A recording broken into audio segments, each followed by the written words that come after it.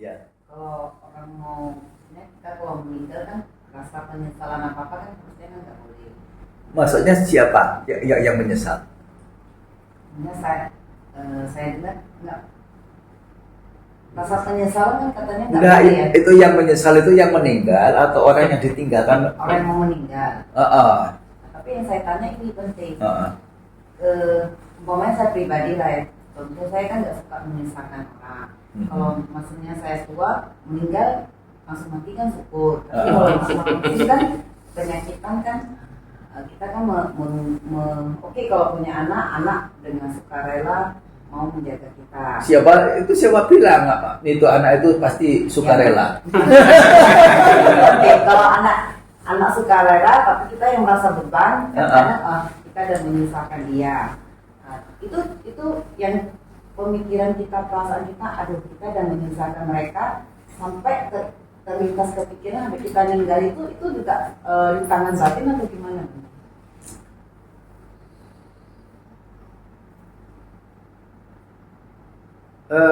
Ya boleh dikatakan begitu.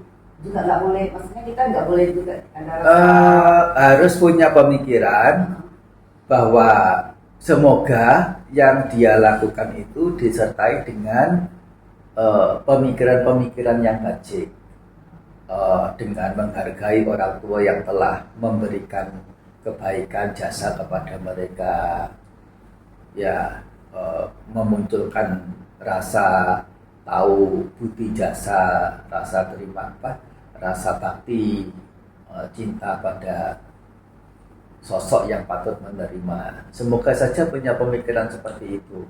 Berarti kita nggak boleh ada perasaan aduh kita udah menyusahkan tidak. Kita tidak dibantu juga bisa tahan dengan keadaan yang ada itu, ya. Kalau dibantu itu adalah kebaikan mereka. Kalau mereka membantu dengan mendongkol, itu juga keburukan mereka. Kalau mereka tidak mau bantu dengan ya pemikiran yang buruknya, ya apa namanya ini, mama sudah tua, ya sudah tidak punya hal apa yang bisa kita harapkan darinya. Untuk apa aku melakukan hal-hal yang menyusahkan diri sendiri, repot, keluargaku sendiri juga sudah repot.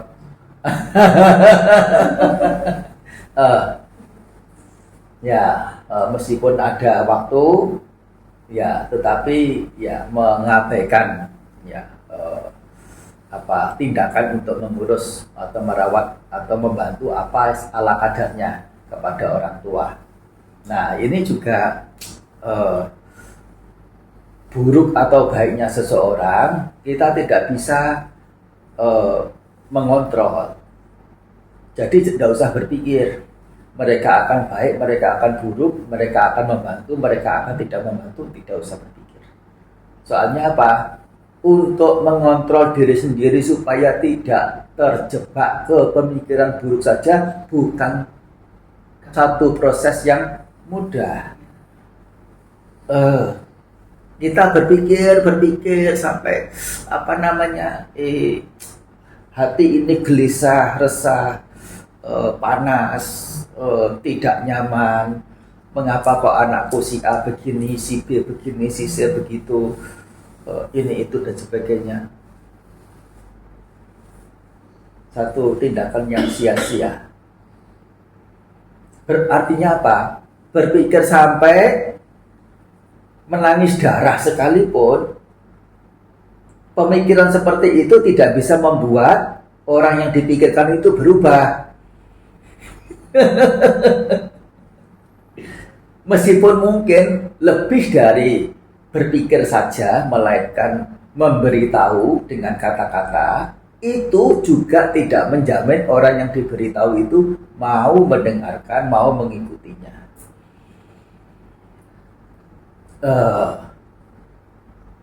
Tidak bisa. Jangan menjadikan diri seolah sebagai pahlawan, tapi adalah pahlawan yang kesiangan. Ini kata-kata yang pedas ya. Soalnya Sang Buddha juga melakukan hal yang sama. Untuk mereka yang punya potensi dibantu, Sang Buddha bantu. Untuk mereka yang tidak punya potensi dibantu, artinya meskipun dibantu dengan kata-kata, dengan bimbingan, dengan pelatihan, orang tersebut tidak ada potensi untuk dibantu menjadi maju. Sang Buddha juga tidak membantu. Oleh karena apa? Ya karena beliau orang bijaksana. Kalau tahu orang itu tidak bisa dibantu, meskipun dibantu juga bisa terbantu, masih mau membantu dan hasilnya tidak bisa terbantu, tidak ada perkembangan, itu tindakan orang pintar apa tindakan orang belum pintar? Begitu. Itu Sang Buddha. Parameternya berapa besar? Kemampuan dalam membimbing orang seberapa besar? Tata kata beliau, teknik beliau, pemilihan waktu yang tepatnya beliau itu, apa dan sebagainya dan sebagainya. Kita mungkin malah alih-alih membuat orang yang kita harapkan bisa menjadi lebih baik, malah dianya lebih buruk dan membenci kita lagi. Karena apa? Dalam memberitahu kita mungkin dengan ngomel-ngomel, dengan mencemooh, dengan membanding-bandingkan, dengan alih-alih itu punya tujuan utama mengubah orang dari buruk menjadi baik. Yang ada pada kita itu justru lebih mengarah ke bagaimana diri kita bisa melampiaskan emosional kita. Asal unek-uneknya ini sudah terungkap keluar, dia rasanya lega, yang bersangkutan sudah mengerti dan hatinya sakit kayak apapun tidak peduli. Itu bukan nasihat, itu bukan bimbingan, itu bukan penunjangan pengharapan baik untuk mengubah orang lain, tapi itu lebih ke pelampiasan emosional, pelampiasan emosi pribadi belaka. Harus dipisahkan, harus dipilah-pilah. Kalau betul mau mengubah orang dari buruk menjadi baik, dari tidak patut menjadi patut, barangkali tidak perlu kata-kata kok, cukup dengan contoh. Atau kalaupun dengan kata-kata, barangkali tidak harus dari kata-kata yang keluar dari mulut kita, mungkin dari mulut orang lain. Cari cara. Yang penting adalah orang yang kita harapkan untuk berubah, bisa berubah, titik, selesai, dan kita berhasil sudah. Betul tidak? Ini agak lari dari pertanyaannya ya. Jadi tentang apa tadi? Rasa sungkan. Tidak perlu, soalnya apa? Kalau dia datang berbuat baik, yaitu adalah kebaikan yang dia akan petik sendiri. Kita punya perasaan juga dengan itu. Ya, kalau dia sampai punya pemikiran yang, ya itu sudah menjadi warnanya manusia. Dia datang, itu adalah kemauan dia, dan dia punya konsekuensinya sendiri. Kebaikan yang dia lakukan juga akan membuahkan kebaikan bagi diri dia, keberkahan bagi dia. Ada dia, kita mungkin terbantu, itu adalah kebahagiaan. Tidak ada dia, tidak ada mereka, ya kita bisa melakukan oleh diri sendiri sebisanya, sedapatnya. Selesai sudah. Ya. Kalau misalnya saya mengutuk, itu anaknya kan lagi terbalik. Aduh si A kok nggak datang-datang, kurang ajar tuh. Itu gimana Bang? Itu sudah keburukan. Itu kan untuk saya. Jadi untuk anak yang saya kutuk tidak berimbas. Ya tidak berimbas. Semoga nanti kami uang gitu lah. Itu kan nggak terimbas. Ya apa namanya itu, kita kan nggak ngomong di depan. Ya dia kan yang merasa kan lagi tolongkan. Yang nggak rasa kan mengutuknya kan dalam hati.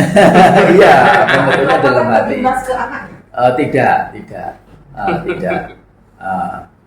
Soalnya ini yang mengutuk itu sendiri kadang memang konteks mengutuknya itu pantas untuk mengutuk. Memang anaknya betul-betul tidak mau peduli, bahkan cenderung untuk durhaka. Tapi kan tidak jarang juga si orang tuanya ini mengutuknya itu karena memang terlalu manja. Terlalu banyak menuntut. Ini permisi bicara ya. Artinya apa? Kayaknya nggak itu sulit untuk keluar ya, untuk mau membicarakan sosok orang tua begitu. Yang lebih menjadi objek yang dikorek-korek itu adalah posisi sebagai anak. Nah, bagaimanapun ya orang tua itu adalah orang biasa, awam, bukan dewa, bukan orang suci, bukan apa, ya punya kekurangan, ya punya kelemahan. Aduh, beberapa orang tua itu dari anak-anak yang cerita ke saya, dan anak ini yang disebut anak ini bukan usia 5 tahun, 7 tahun. Anak yang cerita ke saya itu umurnya sudah 60 tahun. Berarti orang tuanya lebih tua lagi. Lebih tua, 80, 60, itu sekian, 90 sekian. Setiap hari kalau tidak diajak untuk keliling kota, udah marah-marah. Anak kurang ajar, anak apa dan sebagainya. Uang itu masih dia hitung. Kamu utang ini, kamu apa dan sebagainya. Yang masuk, yang dikasih ke anak itu diberi oleh anaknya nggak dihitung. Tapi kalau apa yang anaknya pinjam dulu apa bagaimana yang anaknya sudah kembalikan, dia lupa, dia tagih lagi.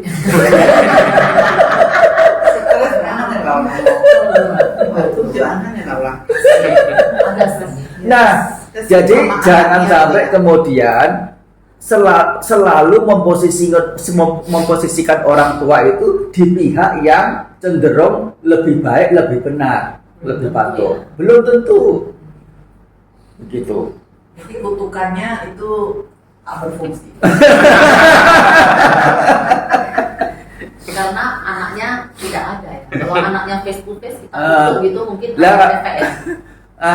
Ya itulah kutukan orang buruk, yaitu tidak punya kekuatan apa. Dasarnya adalah dasar ini kalau misal diajak menjadi baik, nah sudah secara bijaksananya ya, bukan semata karena itu adalah anakku, aku pengen mendapatkan martabat, mendapatkan image, mendapatkan pengakuan dari publik sebagai keluarga yang harmonis, anak-anaknya berhasil, nanti aku punya nama, punya apa. Bukan untuk tujuan itu, melainkan tujuan agar anaknya itu bisa baik untuk kemanfaatan yang bersangkutan semata. Nah, itulah yang disebut dengan punya pengharapan baik kepada anak.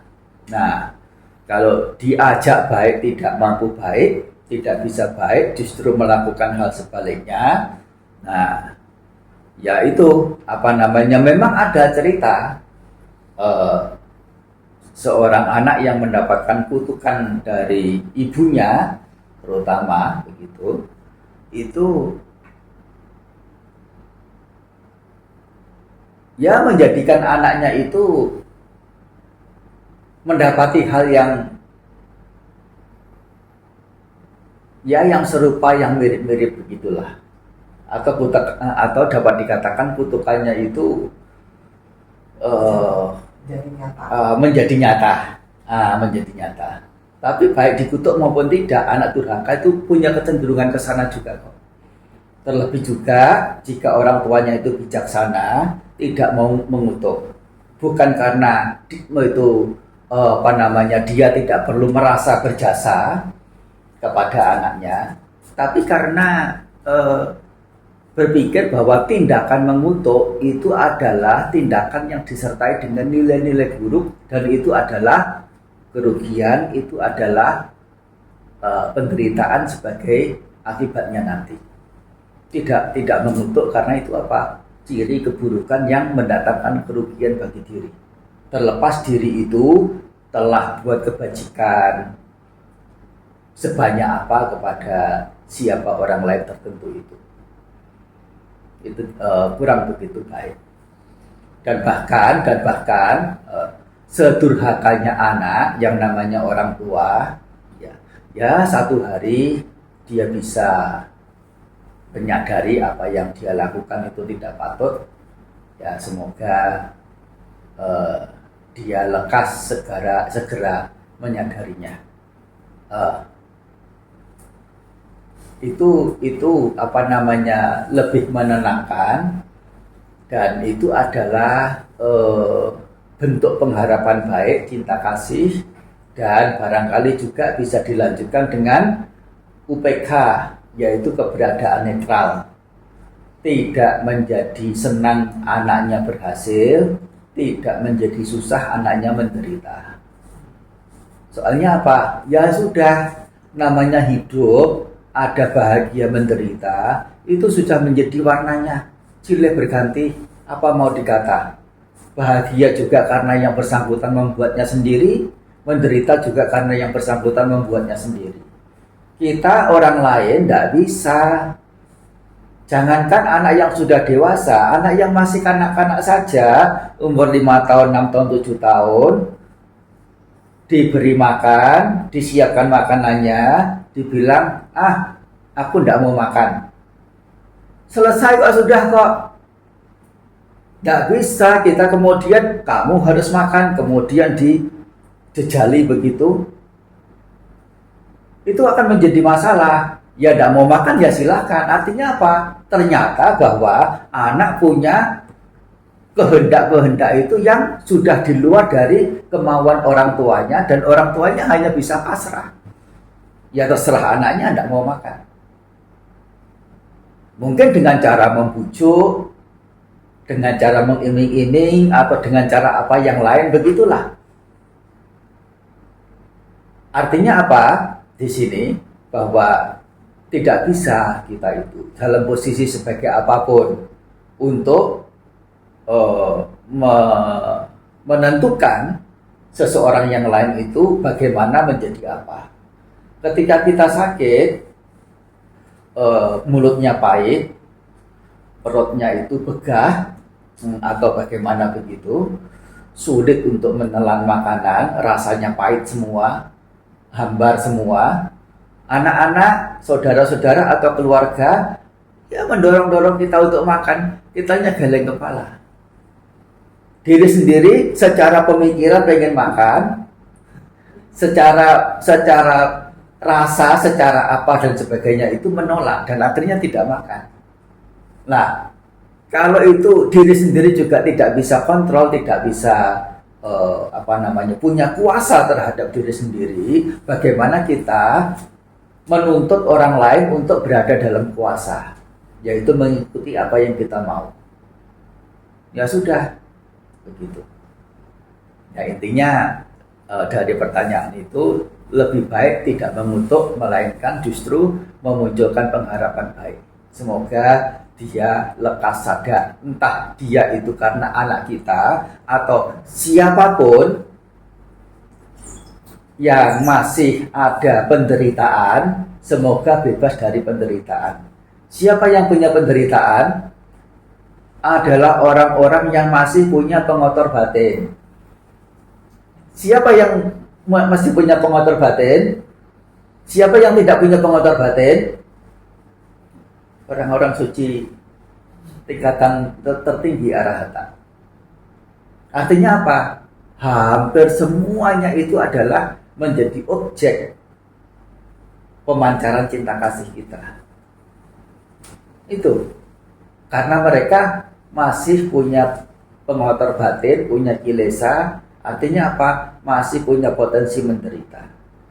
Kita punya pengharapan baik, mereka yang menderita itu supaya terbebas dari penderitaan melalui apa? Bisa menyadari hal apa yang menjadi penyebab penderitaan untuk kemudian menghindarinya, mengetahui hal apa yang menjadi penyebab kebahagiaan, kemudian menumbuh kembangkannya. Terlebih bisa mengerti nilai-nilai luhur, yang lainnya bisa mengerti nilai kebijaksanaan sebagaimana yang Sang Buddha sama Sang Buddha memberikan prinsip-prinsip kebenaran, nilai-nilai kebijaksanaan yang mengantar ke ya setidaknya itu kelancaran dalam berjalan di samsara ini, perjalanan kehidupan ini.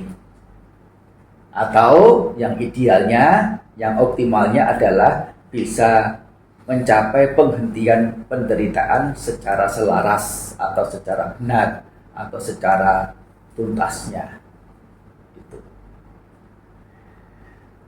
Gitu ya. Nah, anumodana.